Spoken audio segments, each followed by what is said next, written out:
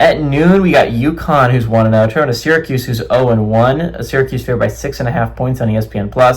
Joe Fanano went 18-25, threw for 260 yards, 3 touchdowns, 0 interceptions. Cam Edwards had 6 carries for 115 yards and a touchdown, and Skylar Bell had 4 catches for 135 yards and 2 touchdowns for the Huskies. Steve Angeli for the Big Orange went 23 of 40, threw for 274 yards, 1 touchdown, 1 interception. Yasin Willis had 23 carries for 91 yards and 3 touchdowns, and John Tate Cook had 6 catches for 58 yards and a touchdown. Syracuse is 7-6 all-time against UConn. Last 5 games have gone to the Cuse from 2012 to 2024. Last time UConn was able to win was in 2011. Last time they were able to go on the road and beat the Cuse was in 2010. They are 1-3 in one-possession football games, so Syracuse has typically found ways to win the game if it is close. I think this game has the possibility of being really interesting. Now, is this the most important game to the college football playoff? Absolutely not, right? This is probably the least important game to the college football playoff. You're talking about an 0-1 Syracuse team that is likely dead in the water before their season even began, and a UConn team that, again, the path to the playoff for them is just not clear. And if you're talking about teams where the path to the playoff is not clear, it's 3 teams. It's Washington State, Oregon State, and UConn. At least Oregon State eliminated themselves early, so we don't really have to worry about it for them.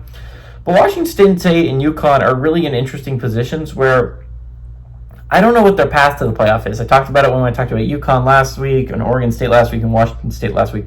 I don't know the path to the playoffs for the UConn Huskies. Because even if you go 12-0, right, you're an independent, which means that you can't get that group of 5 automatic qualifier, which means they'd have to let you in as an at-large, which just seems unlikely from my perspective. But it all starts here, right? UConn has an opportunity here to go on the road to beat a Power 4 football team in Syracuse, even though this is a Syracuse team that is going to be significantly worse than it was last year.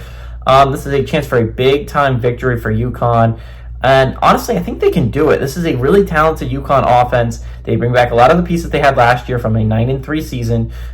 This is a UConn team that I think can absolutely do special things.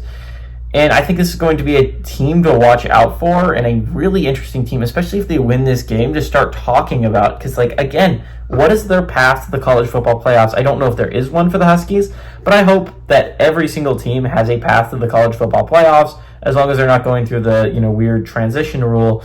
I think every team deserves that opportunity if they can have a good enough season to make the college football playoffs. And if UConn can do that, all the power to them. I think the Huskies are a really solid football team.